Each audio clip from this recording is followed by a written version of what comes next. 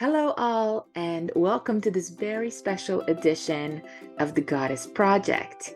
For those of you who are joining me for the first time, you're lucky because we are starting this very short series for this month of June for Pride Month called The Gay Gods of Greece. And so I'm going to do a few episodes, I don't know, maybe 5 or 6, on some of the gay gods of Greece and some of their history and some of their mythology, and also some of the ways in which they relate to popular culture. And so, or how they've been sort of passed down to popular culture. And today we're going to start with the Amazons, which I'm very, very excited about. As you can see, this image here is of Wonder Woman and her new girlfriend, which is super exciting. And then we're going to move on later to Poseidon, to Artemis, to Apollo, to all your favorites. And I think it's poignant that we discuss the gender fluidity of the ancient world.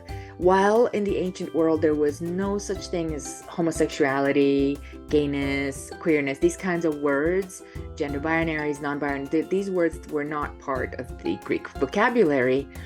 However, I think for a very long time, classicists took for granted or presented, actually, maybe presented is a better word, because I think that they knew all along that there was a great deal of gender fluidity in the ancient world, much more so than they let on.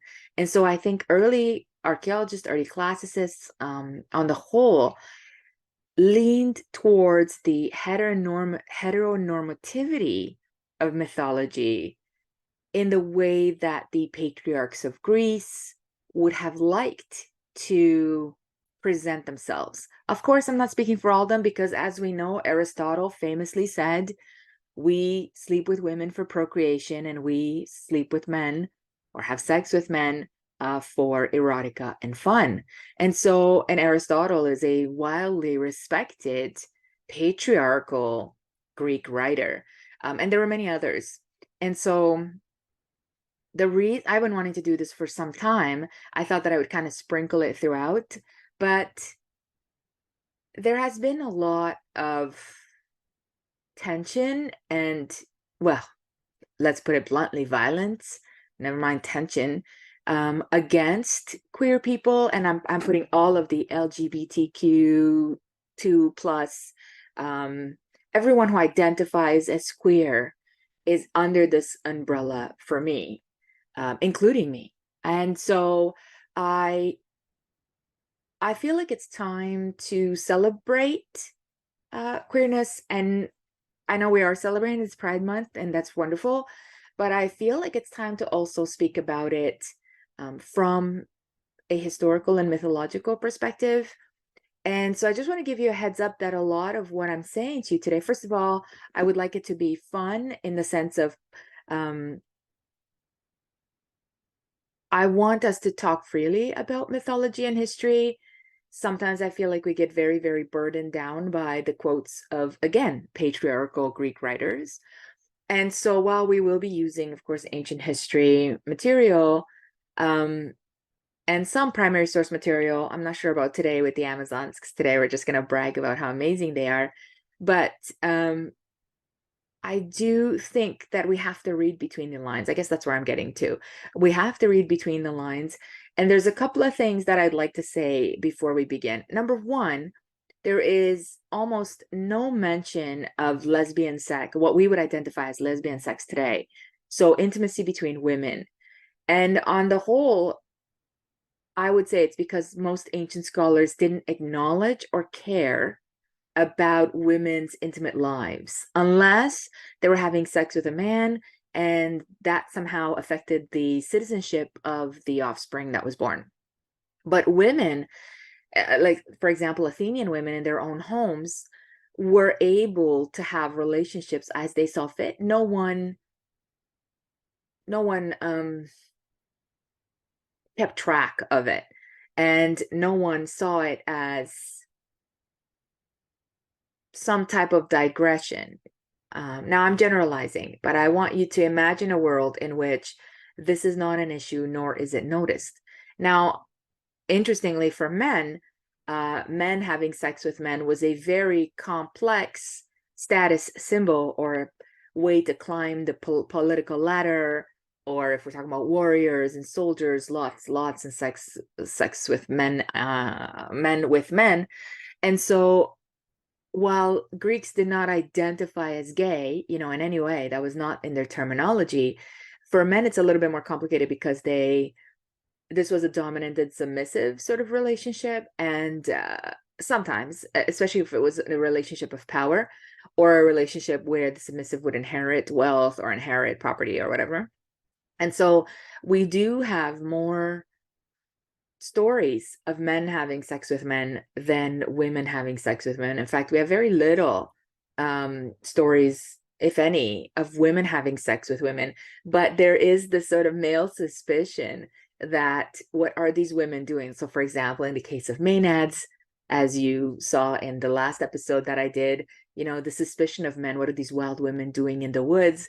And today, in the case of Amazons, which has always been fascinating to me, and Amazon women have always been fascinating, and they were thought to be a myth for a long time. And by myth, I mean a story. And now here I go using the word myth in the way that is my pet peeve. They were thought to be fiction. Let's use that word. They were thought to be a fiction in the imagination of the Greek world, of Greek men. But recently, archaeology and other material culture that has been discovered has shown us that actually warrior women were quite proliferous in the ancient world. Women who rode horses, women who hunted, women groups, matriarchal groups or matrilineal groups were quite popular. And so we're going to talk a little bit about those discoveries as well. And so now what we're coming to terms with is that the Amazons were real women's groups, and perhaps they really did fight the Greeks, and perhaps they really did establish some of the goddess culture that we continue looking at today. And perhaps there were matriarchal matrilineal lines of women that really did not have any use for men other than procreation. So without further ado, let's move forward. This is one of my favorite depictions. It's from the Museum of Piraeus. It is my own pictures, and it really is depicting the typical Amazonian battle with the Greeks. And so what do we know about the Amazons? According to Plato, according to Herodotus, the Amazons were warrior women. We know that they rode horses. So as you can see, some of them here are depicted on horses. We know that they used a bow and arrow, usually while riding horses. So riding horses and archery seemed to be a combination or a skill that was often used to represent Amazonian women. They also used spears and swords. They were said to be larger than regular women, I say this in quotation, or Athenian women. And that would not have been surprising because they probably ate better because they fed themselves. Athenian women were on a very strict diet because they had to remain small and take up less space. And so they were said to be larger. And I don't know, some people scholars argue, oh, they were probably 6 feet tall or 6.5 feet tall. Okay. If we're talking about some of the discoveries that we found in Western Russia, it is very possible that those Amazons or Amazonian type women that we found, those warriors, could have been 6 feet tall. We know that they were probably descendants of Scythians. And Scythians are from Eastern Europe, from the Balkans, from Western Russia. They are tribes that came down into the Mediterranean. And so it is very likely that because we found several graves or several tombs with warrior women wearing warrior gear with spearheads near them, with a bow and arrow buried with them, that kind of stuff, it is very likely that these women were taller or larger than even the Athenians themselves. Mediterranean peoples tended to be about 5.5 feet tall. So if women did come down, especially women, and they were a larger size, whether it was a little more meat on their bones and a little taller, they would have seemed large to Athenian warriors. and they would have seemed like a very good opponent in battle. And so we have numerous heroes, Hercules, Perseus, etc., who battle Amazon women as a way of proving their heroship. And it's fascinating to me that men had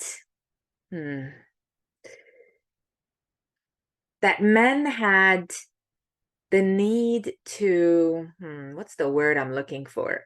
The need to overcome these massive women, these fantastic warriors, these warriors that they respected enough to fight and to brag about, in order to prove their masculinity. I mean, it just seems so hypocritical in a sense, in order to prove that you're a man, you must defeat this woman that is an equal to you or that is a threat to you.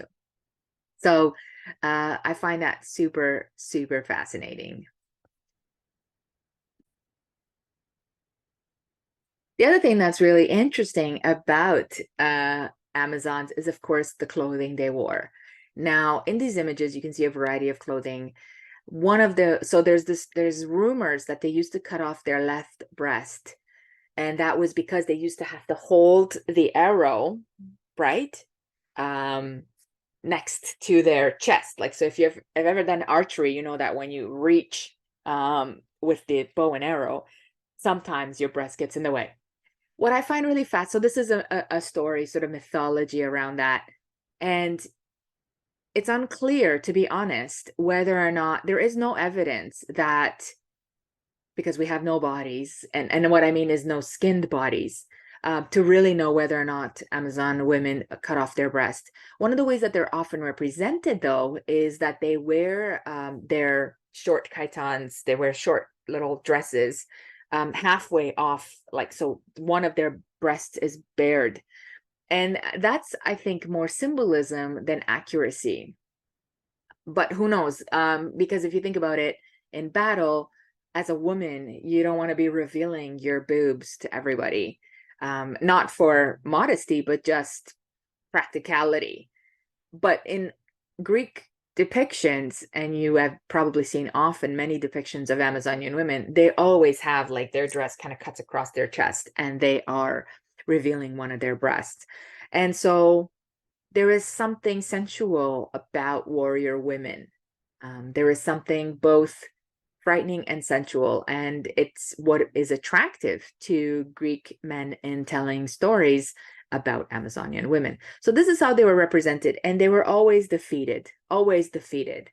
So in story, they were always defeated.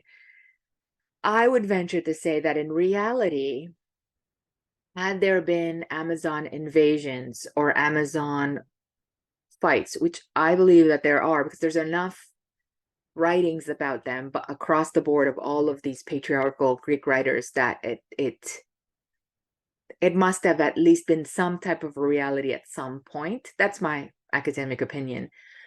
We have no evidence of actual battles between Greek men and Amazonian women. But one of the things that comes through is that they seem to have been many. There seems to have been many, and that there seemed to have been a long history of them coming down into the Mediterranean to settle. Often they bring their own goddesses with them. Artemis is one of them, particularly in Ephesus. Hera, they also bring with them. Sometimes Demeter is associated with some type of establishment somewhere by the Amazons. If you trace a goddess back far enough, you will see some kind of commentary that the Amazons brought with them a divinity, but particularly around Artemis, because she's a hunter goddess and because she's using the bow and arrow, that seems to be very, very familiar to the Amazons. And so what makes Amazon women sexy, let's say, for the purpose of our episode today, is the fact that they live only among women. And so while there is no actual statement that says Amazon women were lesbians, of course, like I said, Greeks would never have used that language. And in fact, of course, lesbians comes from the island of Lesbos, where Sappho is the poet there, which we're going to talk about in upcoming episodes. What makes Amazonian women and warriors sexy and makes them great figures and idols for modern queer women is their powerful independence, their refusal to live among men, their procreation for continuation, and rather than, the need to create citizens for a city, and their fierce athleticism. Yeah. So we don't know what Amazon women did amongst themselves. I mean, and here I am taking a leap. There's something sexy about women who are going into battle and preparing for battle and sharing a communal space and raising daughters and drinking and partying. And Herodotus tells us that they smoke a lot of pot. They smoke a lot of marijuana, which is really interesting. And so that there's something very butch, very, very butch about Amazon women. And we imply or we deduce that there is intimacy. And so while they are not outright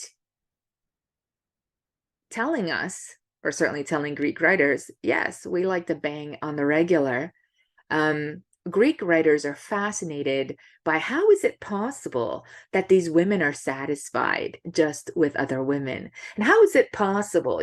That's the frightening part about Amazon women to Greek writers. That's the part that they question, how is it possible for women to live without men? How is it possible for them to feel fulfilled? And so the implication there is that they fulfill themselves in whichever way they want. And so they become really fantastic queer heroes because they are unapologetic. Actually, that's one of my favorite words for them. They are unapologetic and they're vicious.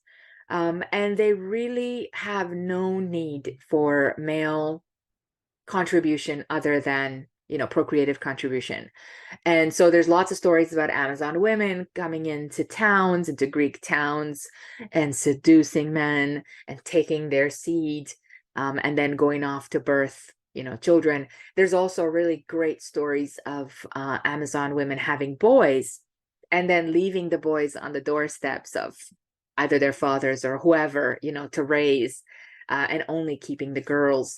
And so there's this great mythology. Now, in reality, and by that I mean what we found archaeologically speaking, the women warriors are the matriarchal communities that we've seen, and some of the burial sites are a mix of men and women. So while there are many matriarchal societies still alive today in the world, there's some in Asia, there's some in the Amazon, there's some on the African continent, there are still matriarchal communities where women lead, where women are the leaders of their community. Men are often part of these communities. What makes the Amazons really interesting are the fact that the Greeks argue that it's only women. So it's solely women. So it's matrilineal, which means inheritance passes through the mother's line, and matriarchal, which means women lead the community. And according to the Greeks, it's only women. And so that makes the Amazons very, very unique. And so in the modern world, one of the greatest Amazons or example of an Amazon that we have is, of course, Wonder Woman. And is it an accident that her name is Diana? Hell no, it's not an accident that her name is Diana. Is it an accident that she lives on an island of only warrior women? Hell no, that's not an accident either.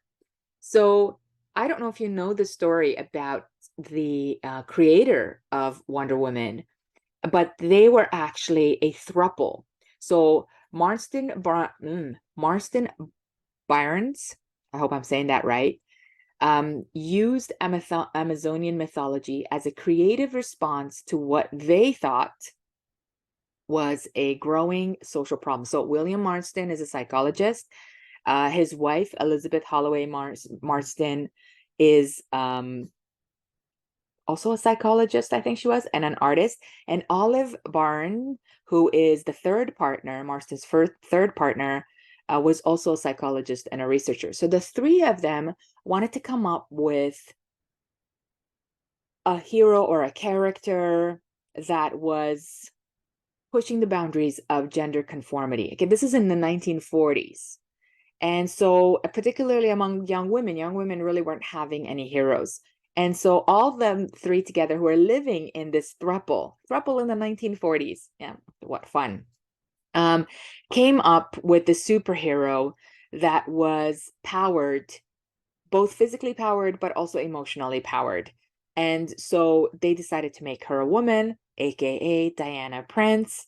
And so she was really an Amazonian hero, or at least that's how they describe her. And she's powerful, she's kind, and she's loving, right? And she also lives in this Amazonian isle, or this island that is totally filled with, or only filled with women. But what's really fascinating is how Wonder Woman is born. So according to Marston Barnes, she's a powered being. Wonder Woman is a powered being from the Amazon Isles. Yeah. She's sculpted from clay and given life to her by her mother, Queen Hippolyta, before taking on the mantle of the protector of the man's world. And you could see this version in the 1942 Sensation Comics #1, where you could see her creation. So now I'm not as well learned in the lore of Wonder Woman, so some of you might know more about Wonder Woman than I do. But I'm fascinated with the way that she is constructed and the way that she is born. It's very Genesis. So she's made out of clay. Her mother breathes life into her. It really is a statement of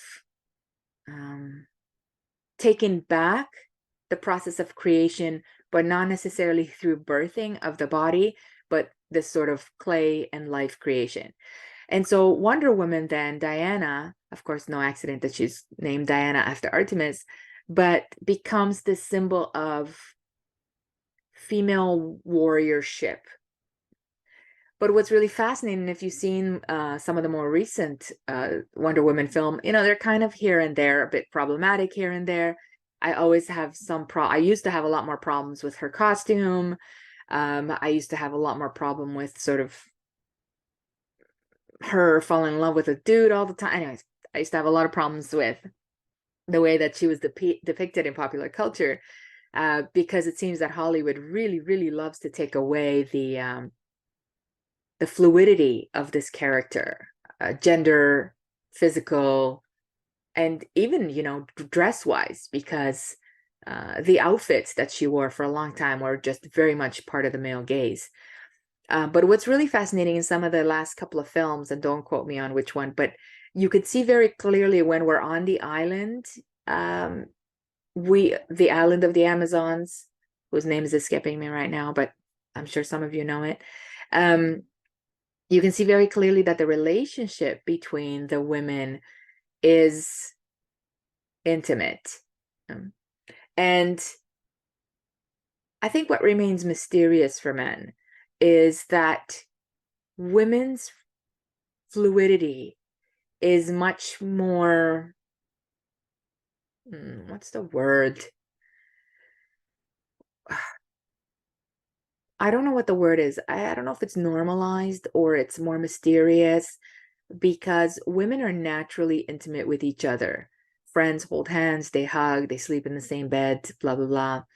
That doesn't make them lesbians by any means, but that fluidity, that ability to go from gentle touch to loving, to sharing emotion, to sharing touch, actually. And for women who like women, crossing that line is very smooth. And that in our society seems to be something that is more fluid for women. For men, because we have so much toxic masculinity, that line between friendship and lover is much more harsh. And again, I'm generalizing, but one of the backlash that has happened against lesbians and against women who are intimate is this constant suspicion and consequence when men are looking at what are women doing together, for example, on an island, what are women doing together in a house, what are women doing together at a sleepover, what are women, there seems to be this suspicion, this constant suspicion, and that often leads to violence against women. I mean, the witch burnings of Europe, for example, right? The idea was that women were doing something, you know, at night in the woods or in their houses together, something that was, you know, inappropriate or devilish or whatever. And so it's both beautiful, but also something I think that women have protected for a long time and have hidden for a long time, their relationships, especially their intimate relationships with their friends. Because I think the male gaze is burrowing all the time, is questioning all the time. There's sort of an insecurity about it. And so I think the island of the Amazons and the island of women is a safe space. And I think the Amazons themselves created safe communities for women.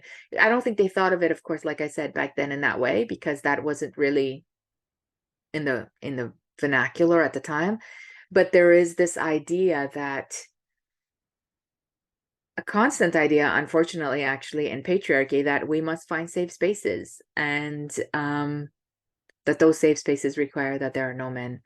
And so while that's really terrible for men who support women and do their very best to protect women, they're really protecting women from other men and from themselves. And so I don't know where I'm going with on that tangent, but I wanted to take you, before we finish with the Amazons, I do want to take you on this little rant about Xena, the warrior princess. Now, I don't know if you watched Xena, the warrior princess, as much as I did when I was a kid, and her relationship with Gabriel. Again, just like Wonder Woman, I think it's an attempt to create certainly a female hero in a masculine world that is very Amazon-like, that is very warrior-like, obviously, but that also has sort of a royalty inheritance or ancestry. And then Gabriel, who is a softer, but also quite tough warrior-ess as well. And there is some of the greatest debates. There were debates when I was a kid watching the show. And now that I've seen the internet is sort of again on fire with this debate, whether or not Xena and Gabriel are lovers. And so I chose to use this image of them kissing because I never had a doubt that they were lovers. And yet, once again, so the reason why I bring this up is in closing is because this is a perfect example of the way that lesbianism or women's intimacy, women's love, women's fluidity and sexuality is often portrayed and dismissed. So it is very clear these two are kissing. It is very clear that when you kiss someone, no matter what their gender identity is, that is intimacy. I mean, it's very clear that kissing is intimacy. And yet, because Xena also has intimacy with men, there is this continued denial of, let's say, lesbianism, in the sense that she is not fully a lesbian. We cannot identify her as lesbian because, look, she also is with men. And I feel like this is the exact same position that ancient Greek writers took about Amazons, in the sense that they denied Amazonian sexuality or intimacy among women, or they didn't mention it because women were having sex with men, clearly for procreation, or perhaps even for pleasure. Who cares? And I think what's really a mystery for many men is that women can be fluid. Men can be fluid as well. And I'm not saying that. We'll talk about men. I got Poseidon lined up. We're going to talk all about them. But people who identify as women are smoothly and easily fluid without apology. And I think certainly for cis men, this is complicated. This is confusing. Confusing might be a good word. Confusing. And there is something about their insecurity. Are they performing well? Are they not performing well? Et cetera, et cetera. There's something about their insecurity that then they deny that the minute that a woman is intimate with a man, it's like, oh yeah, so was really never into women. She just needed a man to whatever. And I think this, I mean, some of you are listening to me and you're like, yeah, this is as old as time. And perhaps some of you are listening to it and going, I don't know, I hadn't really heard of it or thought of it. But I find this really fascinating. And what I find fascinating is that this was done to the Amazons 3,000 years ago, 2,000 years ago. And it's done to someone like Xena, the warrior princess. And it's done to someone like under Wonder Woman, where in the new comics, Wonder Woman has to blatantly have a girlfriend so that she's now sort of she's put in that bisexual category. And I guess one of my goals with this short series for Pride Month, but also one of my goals in life is to normalize fluidity, to normalize the idea that we are fluid sexual beings, that we are fluid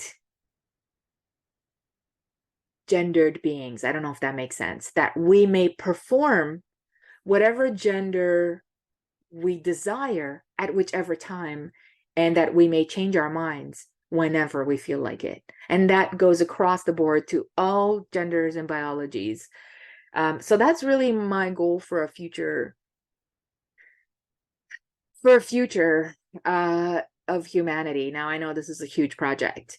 But what I hope to do is I hope to make this connection, and I hope I've made this connection for you, in that the ancient world, and by the ancient world, I mean classical Greece and Hellenized, the Hellenic period, had similar human experiences. Let's put it that way. They had similar human experience. We didn't use the same language, and I would venture to say that the ancients of that period were much more open to fluidity than we are today. I would say that today we are much more closed-minded than they were. However, for them, and in the context of the Amazons, for them, the fear was less about who was having intimacy or sex with who, but more about dominance and strength. And what really frightened the Greeks about the Amazons was that they were dominant, that they were tops, and that they would dominate their masculinity. And that's really a great example of gender, because gender is about the performance. And so because the Greek males and heroes were performing a machismo masculinity, and because the Amazons were performing what they thought was a type of masculinity, even though they were biologically female, that's what really the threat was for them. The threat was, here is this person, and biological woman in a woman's body, but that has a masculine performance that is now coming for my masculinity and threatening my performance. I hope that makes sense to you guys. And so I think that rather than who the Amazons had sex with, Although, like I said, there's these mysteries and there's these sort of innuendos that, of course, they had sex with each other. But rather than that being a fear for the ancients, the fear was this dominant and submissive position. The fear was that these Amazonian women were performing masculinity better than the biological males were performing masculinity. And so that was the true fear, and that is the true fear. And I think that continues to be the true fear of cis men, certainly of cis men, that women or biological women, who identify or perform womenness are taking over, what they identify as masculine spaces and masculine performances and all these kinds of things. And so I also think that this is why cis men find butch lesbians threatening, or they say that they're totally unattractive, oh, what a dude, but really enjoy femme lesbians, of course, because femme lesbians perform the appropriate gender performance for men. They don't care that you're making out with another woman. And this is actually why Xena, the warrior princess, she's performing femme lesbianism. They both are, because the audience for this show was often male, much more than female. Although now we're finding out that actually a lot of young girls watched Xena, the warrior princess, and she was our hero for many of us. And so, yeah, so that was a rant. Sorry, guys, but I hope that makes sense, because I think that that's really the key to the fear and the backlash of why so many cis men and so many people are afraid of queer women, of trans women, of all the performances of women that don't fit in the performances that they think women should be performing. And so I think that that's a real issue. I know that that's a real issue. We all know. And it's time that we all speak up about it, in all communities. And my goal as a historian is to bring you some history and hopefully a little bit of fun. But also, by bringing you history, mythology, stories from the ancient world, and trying my very best to explain the normalcy of gender fluidity in the ancient world. That's my goal for this month, is to really go through each of the gods of the Olympians as much as I can and show you their very gender fluid relationship and their very gay relationships, and many, what we would define as gay today in the modern world in many of the cases. I'm hoping that people will learn that it's not just, oh, why are all these gay people coming out now? It's not just that. That it has always been, people's fluidity has always been the norm. In fact, fluidity is the norm.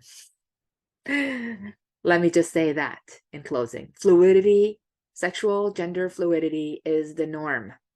The abnorm, the not norm, is heteronormativity. I hate to say it. And I'll even lean towards monogamy. Don't kill me. Yeah.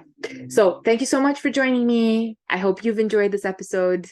Next episode, we'll do Poseidon, and we'll look at Poseidon and his lover, Pelops. And so if you like this episode, please hit that subscribe button right there, and join me on my adventures and in my regular episodes on the Goddess Project.